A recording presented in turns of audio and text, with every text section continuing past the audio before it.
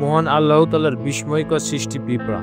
ক্ষুদ্র এই প্রাণীর নামে পবিত্র কুরআনে একটি সূরার নামকরণ করা হয়েছে, যার নাম সূরা আল-নামাল। পিঁপড়ার জীবন পদ্ধতি নিয়ে গবেষণা করে আসছেন বিজ্ঞানীরা, যেখানে প্রাণী সম্পর্কে কুরআনে নির্ভুল ও নিখুঁত তথ্যজ্ঞান থেকে অবাক হয়েছেন গবেষকরা। কি এমন দেখলেন তারা? যখন তারা পিঁপড়ারা উপত্যকায় আসলো, তখন একটি পিঁপড়া বলল, ও হে পিঁপড়ার দল, তোমাদের বাসস্থানে ঢুকে পড়ো, যাতে সুলাইমান ও তার সৈন্যবাহিনী তাদের আগোচরে তোমাদের পিছে না ফেলে। তারপর সুলাইমান পিঁপড়ার কথা মুচকি হেসে বলল, হে আমার রব, তুমি আমার প্রতি ও আমার পিতামাতার প্রতি যে অনুগ্রহ করেছো, তার জন্য তোমাকে তোমার শুকরিয়া আদায় করার তৌফিক দাও, আর আমি যাতে এমন সৎ কাজ করতে পারি যা তুমি পছন্দ করো, আর তোমার অনুগ্রহ তুমি আমাকে তোমার সৎকর্মপরায়ণ বান্দাদের অন্তর্ভুক্ত করো।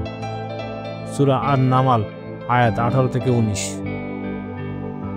আল্লাহ তাআলা তার ক্ষুদ্রাতি ক্ষুদ্র মাখলুকের ব্যাপারেও অবগত, তাই পবিত্র কোরআনে সূরা আন-নামালের এভাবেই পিঁপড়াদের কথোপকথন সুষ্ঠুভাবে লিপিবদ্ধ করা হয়েছে।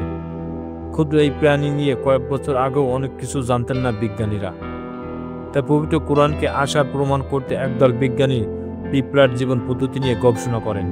গবেষণার এক পর্যায়ে তারা পিঁপড়ার সম্পর্কে কোরআনের নির্ভুল ও নিখুঁত তথ্যজ্ঞান থেকে অবাক হয়ে যান।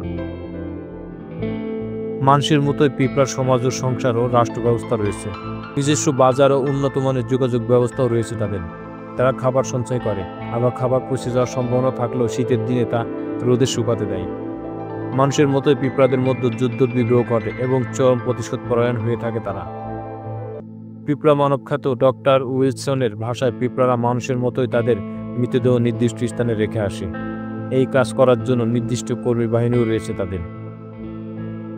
কোরআনের আয়াত থেকে আমরা জানতে পারি পিঁপড়ারা শব্দ করে কথা বলে।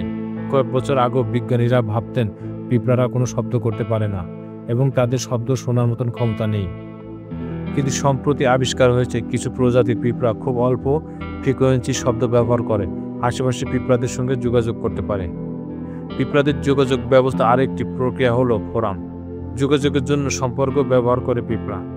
এটা হয় অ্যান্টেনায়া আর প্রথম জোড়া পায়ের মাধ্যমে। অ্যান্টেনায়া ও অ্যান্টেনায়ার স্পর্শের মাধ্যমে এরা পরস্পরকে চিনতে পারে।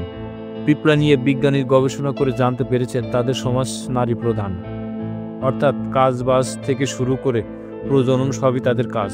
রানী পিঁপড়ার জন্য খাবার সংগ্রহ করে নারী পিঁপড়া, আর সেই খাবার এবং রানীকে পাহারা দেয় পুরুষ পিঁপড়া, অর্থাৎ পুরুষরাই সৈনিক আর নারীরা শ্রমিক।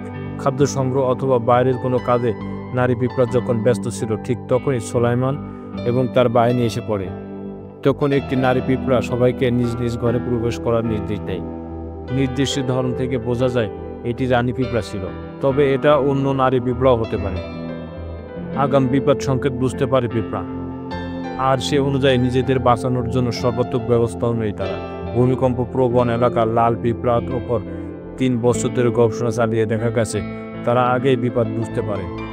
আল্লাহ তাআলা কোরআনে সেই কথাই বলেছেন। পিঁপড়ারা সুলাইমান এর আগমন এবং বিপদ সংকেত বুঝতে পেরেছিল, তখন হাজার হাজার পিঁপড়া থেকে শুধু একটি নারী পিঁপড়া এ নিয়ে সতর্ক করে দেয়।